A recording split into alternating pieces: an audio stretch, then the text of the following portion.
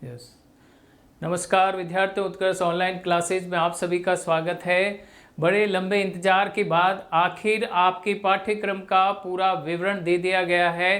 किस तरह से 10वीं ब एनसीईआरटी का कोर्स आपके किस तरह से आएगा और इसकी विषय वस्तु क्या होगी, किस तरह से परीक्षा की रूपरेखा होगी, क्या विषय वस्तु रहेगी, अंक विभाजन क्या रहेंगे और विषय वस्तु के अंतर्गत कौन कौन से पाठ, व्याकरण क्या रहेगी, रचनात्मक लेखन क्या रहेंगे, टर्म 1 और टर्म 2 कि दोनों में क्या अंतर है और किस तरह से आपको परीक्षा की तैयारी करनी है और अंक भार या विभाजन को ध्यान में रखते हुए आप अपनी पूरी अच्छे से तैयारी करें। तो देखें, इसका पूरा विवरण बहुत ही अच्छे तरीके से दिया गया है। अच्छे से आप समझें कि कौन से टॉपिक के कितने अंक हैं, हमें किस विषय वस्तु पर अधिक फोकस करना है, ज़्यादा से ज़्यादा अंक प्राप्त करने हैं और अगर समझें तो पूरे में से पूरे अंक प्राप्त करने का प्रयास करें। टर्म फर्स्ट और टर्म सेकेंड आपके वस्तुनिष्ठ प्रश्न और आपकी लिखित परीक्षा दोनों तरह के हैं। एमसीक्यू पेपर होगा फर्स्ट और सेकंड पेपर आपका रिटर्न पेपर होगा।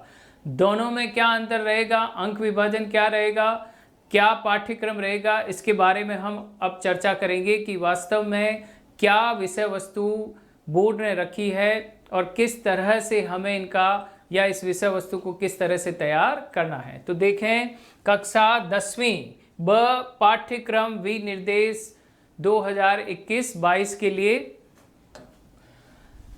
10वीं हिंदी ब परीक्षा हेतु पाठ्य निर्देश ध्यान से समझना एक विषय वस्तु क्या है और हमें क्या करना है। तो सबसे पहले विषय वस्तु क्या है, देखें, पाठ 1 भाग 1, इसमें आपके टर्म 1 टर्म 2 में परीक्षा होगी। ये हम टर्म 1 की बात कर रहे हैं। नंबर 1 अपठित गद्यांश, चिंतन एवं समता अभिव्यक्ति कौशल पर बहुविकल्प प्रश्न पूछे जाएंगे। एमसीक्यू पेपर है ये टर्म फर्स्ट। इसमें पहला जो भाग है उसके अंतर्गत आपको एक अनसीन पैसेज दिया जाएगा। उस अनसीन पैसेज को आपको अच्छे से पढ़ना है, जिसमें आपको नीचे 5 प्रश्न दिए जाएंगे, बहुविकल्प प्रश्न पूछे जाएंगे। ये प्रश्न किस तरह के होंगे, देखें, 4 अपठित गद्यांश में से कोई 2 गद्यांश करने होंगे। इन 2 गद्यांशों का जो अंक भार है वो 1 × 5 कि 1 प्रश्न 1 अंक, कुल 5 प्रश्न 5 अंक। तो देखें, यहाँ पर आपको 2 गद्यांश करने हैं। तो 2 गद्यांश का तात्पर्य क्या हो गया कि एक गद्यांश 5 नंबर का है तो दोनों गद्यांश मिलकर कितने अंक के हो गए, 10 अंक के, कुल 10 अंक। तो 2 गद्यांश, प्रत्येक के 5 प्रश्न 5 अंक, तो 5 × 2 तो 5 × 5 × 2 10। तो ये 2 गद्यांश के मार्क्स से ध्यान रखना, यहाँ दे रखा है कोई 2 गद्यांश करने होंगे और 2 गद्यांशों में से एक गद्यांश 5 अंक का है तो 2 गद्यांश कितने अंक के होंगे, 10 अंक के। इसके पश्चात देखें, विषय वस्तु के अंतर्गत व्याकरण के अंतर्गत पाठ्य पुस्तक में दिए गए भाषा अध्ययन के आधार पर जो भी आपके पाठ्य पुस्तक में भाषा अध्ययन, आप देखें पाठ के पीछे भाषा अध्ययन दे रखा है, उसमें से बहुविकल्प प्रश्न बनकर एमसीक्यू के आएंगे। देखें, 1 अंक, प्रत्येक प्रश्न 1 अंक का, 16 प्रश्न 16 अंक। देखें यहाँ पर ये किस किस तरह से होगा ये भी ध्यान रखें। पदबंध 5 में से किन्हीं 4 के उत्तर देने, 5 क्वेश्चन आएंगे पदबंध के, किन्हीं 4 के आपको उत्तर देने, 4 अंक। ये देखें 4 अंक। रचना के आधार पर वाक्य रूपांतरण 5 में से किन्हीं 4 के उत्तर देने, प्रत्येक प्रश्न 1 अंक का, 4 प्रश्न 4 अंक। ये देखें 4 अंक। समास 5 में से किन्हीं 4 के उत्तर देने, 5 प्रश्न आएंगे समास के, 4 के आपको उनमें से किसी के उत्तर देने हैं और प्रत्येक प्रश्न 1 अंक का, 4 प्रश्न 4 अंक, 4 नंबर। इसी तरह मुहावरे केवल 4 प्रश्न, पर इसमें कोई विकल्प नहीं है, सभी प्रश्न चारों करने हैं, 4 अंक के हैं। इस प्रकार चारों मिलाकर कितने होंगे, 16 अंक। तो इस तरह से अपठित गद्यांश 10 नंबर और व्याकरण 16 नंबर। इसके पश्चात विषय वस्तु आपकी पाठ्य पुस्तक, इस पर भाग 2 उपभार 2 कुल भार 14।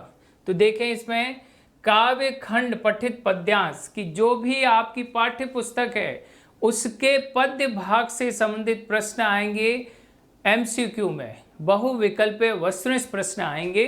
तो देखें इस पर भाग 2 से काव्यखंड पठित पद्यांश पर 4 बहुविकल्प प्रश्न 4 अंक, प्रत्येक प्रश्न 1 अंक का।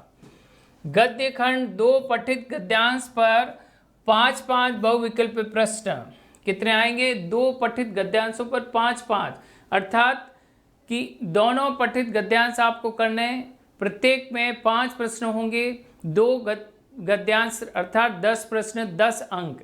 देखें 10 तो 4 और 10 14, 14 मार्क्स के ये हो गए आपके। इसी तरह देखें आंतरिक मूल्यांकन, सेल्फ असेसमेंट जो होगा आपका, सेल्फ असेसमेंट, उस पर पूरा आपका साल भर आपका स्कूल निरीक्षण करेगा, आपके व्यवहार के बारे में, आपने किस तरह से वर्क किया इसके बारे में, आपके बिहेवियर के बारे में, डिसिप्लिन के बारे में। ये सारा जो ऑनलाइन आप पढ़ रहे हैं विद्यालय से भी और जहाँ भी पढ़ रहे हैं आप, तो विद्यालय आपका पूरा इस तरह से किस तरह आकलन करेगा उसका ध्यान रखें। सामयिक आकलन, बहुविध आकलन कि आप में और क्या क्या विशेषताएं हैं, क्या आप वाद विवाद प्रतियोगिता में भाग ले रहे हैं या किसी भी कंपटीशन स्कूल के द्वारा प्रोवाइड किया गया किसी भी कंपटीशन में, ड्राइंग कंपटीशन में, इनमें से किसी में भी आप पार्टिसिपेट कर रहे हैं, वो पोर्टफोलियो आपका पूरे साल का होगा। और श्रवण वाचन कि किस तरह से आप श्रवण सुन रहे हैं, किस तरह से उसका जवाब दे रहे हैं, आप किस तरह से रीडिंग कर रहे हैं, तो वाचन कौशल, श्रवण कौशल, इसकी भी जांच की जाएगी। तो चारों के कुल अंक देखिए, प्रत्येक के 2.5 2.5, तो ये देखें 4 भागों में बटा है, कुल अंक 10। तो देखें पुस्तक के और व्याकरण के कुल मिलाकर अंक 40 हैं और आपका सेल्फ असेसमेंट जो भी होगा, स्व मूल्यांकन पूरा इन 4 आधारों पर होगा, 4 बिंदुओं पर होगा, वो 10 अंक का है, प्रत्येक 2.5 नंबर का है, 2.5 ईच। तो इस तरह से 10 अंक, कुल नंबर हो गए आपके 50 मार्क्स, 50 नंबर का MCQ का पेपर, जिसमें 40 आपके पाठ्यपुस्तक से संबंधित और 10 आपका स्वयं का आकलन। कुल 50 अंक इसमें निर्धारित होंगे। ये 10 अंक आप स्वयं अपने व्यवहार, व्यक्तित्व, कार्य से ला सकते हैं और बाकी 40 नंबर आप यहाँ पर उत्कर्ष ऑनलाइन क्लासेज में कंटिन्यू पढ़कर अच्छे से, बहुत ही अच्छी तैयारी करके आप इसमें अच्छे अंक ले सकते हैं। तैयारी करने का ये बहुत अच्छा प्लेटफॉर्म है। सभी रेगुलर क्लास अटेंड करें, कंटिन्यू क्लास अटेंड करेंगे तो आपको उत्तरोत्तर इसमें सफलता प्राप्त होगी। अब देखें टर्म, इसमें कौन कौन सी पाठ्य पुस्तकें आपके आएगी। देखें भाग 2 सत्र 1, सत्र 1 माने टर्म फर्स्ट के लिए निम्नलिखित पाठ होंगे। पहला कबीर पद्य भाग से कबीर का साखी शीर्षक से पाठ, और दूसरा मीरा से मीरा के पद, और इसके बाद गद्य भाग प्रेमचंद, मुंशी प्रेमचंद का बड़े भाई साहब पाठ, लीलाधर मंडलोई का ततारा वामिरो कथा, और निदा फाजिल अब कहाँ दूसरे दुख से दुखी होने वाले, ये तीसरा पाठ। पद्य के 2 भाग और गद्य के 3 भाग, ये आपको अपने इस MCQ के टर्म फर्स्ट के सत्र 1 के अच्छे से तैयारी करनी है, विषय वस्तु का ध्यान रखकर कि ये आपका पाठ्य पुस्तक का सिलेबस है। इसके बाद देखें द्वितीय सत्र माने टर्म 2, वो भी 50 अंक का होगा। इसका क्या पाठ्यक्रम है, क्या सिलेबस है, उसके बारे में हम डिस्कस करेंगे। अंक विभाजन क्या है, देखें विषय वस्तु पाठ्य पुस्तक भाग 2 उपभार और कुल भार। देखें कितना, इसमें ध्यान रखना, उपभार का मतलब है कितने भागों में बटा है और कुल कितने अंक है इसके। तो देखें स्पर्श से निर्धारित पाठों के आधार पर विषय वस्तु का ज्ञान बोध अभिव्यक्ति पर 25 से 30 शब्दों में 3 में से 2 प्रश्न पूछे जाएंगे। तो आपकी जो विषय वस्तु अभिव्यक्ति कितना अच्छा आप उस विषय वस्तु में लिख सकते हैं, इसके बारे में आपको 3 प्रश्न दिए जाएंगे पाठ्य पुस्तक के विषय से संबंधित। उन 3 में से किसी 2 का जवाब देना है और प्रत्येक प्रश्न के अंक 2 है और 2 प्रश्न है, कुल 4 अंक। देखें 4 अंक। स्पर्श से निर्धारित पाठों के आधार पर विद्यार्थी उच्च चिंतन क्षमताओं अभिव्यक्ति का आकलन करने हेतु 60 से 70 शब्दों वालों से एक प्रश्न। 60 से 70 में 6 से 7 लाइन, एक पंक्ति में औसतन 10 शब्द होते हैं। तो 60 शब्द बने 6 लाइन, 70 शब्द बने 7 लाइन। अगर 30 लाइन है, 30 शब्द है तो 3 लाइन में। तो देखें 60 से 70 शब्दों वालों में एक प्रश्न आपसे पूछा जाएगा और उसके अंक कितने हैं? 4 अंक हैं। क्लियर? नेक्स्ट देखिए, पूरक पाठ्य पुस्तक संचयन के अंदर से क्या क्या प्रश्न का तरीका है। पूरक पाठ्य पुस्तक संचयन निर्धारित पाठों 3 में से 2 प्रश्न पूछे जाएंगे और उन 3 में से किसी 2 का आपको जवाब देना है। ये 3 अंक का है तो एक प्रश्न 2 अंक का, 2 प्रश्न 6 नंबर, देखें 6 अंक। इसी तरह लेखन के अंतर्गत पार्ट 2 उसका ही भाग है, संकेत बिंदुओं पर आधारित समसामयिक एवं व्यवहारिक जीवन से जुड़े किन्हीं 3 विषयों में से किसी एक विषय पर लगभग 150 शब्द अनुच्छेद, अर्थात 15 पंक्तियों में आपको वह अनुच्छेद लिखना है। एक कोई अनुच्छेद लिखना, 3 आपको दिए जाएंगे, किन्हीं 3 विषयों पर आपको अनुच्छेद दिए जाएंगे, कोई एक अनुच्छेद आपको लिखना है 15 पंक्तियों में, 6 नंबर का ये होगा। तो देखें ये रहे 6 अंक। औपचारिक विषयों से संबंधित लगभग 120 शब्दों में, अर्थात 12 पंक्तियों में आपको विकल्प दिए जाएंगे, कोई 2 या 3 पत्र दिए जाएंगे, उनमें से कोई एक आपको करना है और वह पत्र होगा औपचारिक पत्र, फॉर्मल लेटर। औपचारिक पत्र वे पत्र जो हम कार्यालयों, विद्यालय के प्रधानाचार्य, ऑफिस में शिकायती पत्र, व्यावसायिक पत्र, ये जो हम लिखते हैं सब औपचारिक पत्र है। एक करना है, उसके कितने अंक हैं? 5 प्रश्न, 5 अंक। व्यवहारिक जीवन से संबंधित विषयों पर आधारित 2 सूचनाओं का 50 शब्दों वाली 5 पंक्ति में लेखन, एक ये देखें, एक सूचना लेखन के 2.5 नंबर 2.5 मार्क्स, 2 सूचना लेखन आपको करने हैं 5 अंक। ये देखें 5 अंक विकल्प सहित दिए जाएंगे, उनमें से किन्हीं 2 पर आपको सूचना लेखन लिखना है। विषय से संबंधित 2 विज्ञापनों का लगभग 50 शब्दों का लेखन, 2.5 अंक, 2 प्रश्न विकल्प सहित। इसमें भी आपको विकल्प दिए जाएंगे, जितने विकल्प दिए जाएंगे उनमें से कोई 2 विज्ञापन आपको करना है। एक विज्ञापन के नंबर 2.5 हैं, 2.5 ईच एडवर्टीजमेंट, तो 2.5 नंबर का एक विज्ञापन है, 2 विज्ञापन 5 अंक के। तो देखें ये आगे 5। लघु कथा लेखन लगभग 120 शब्द, 120 शब्द का अर्थ क्या है? 12 पंक्तियों में आपको ये लघु कथा लिखनी है। कितने अंक हैं इसके? देखें, एक लिखना है, एक प्रश्न ही है लघु कथा का, 5 नंबर का। इस तरह से ये इसका अंक विभाजन है।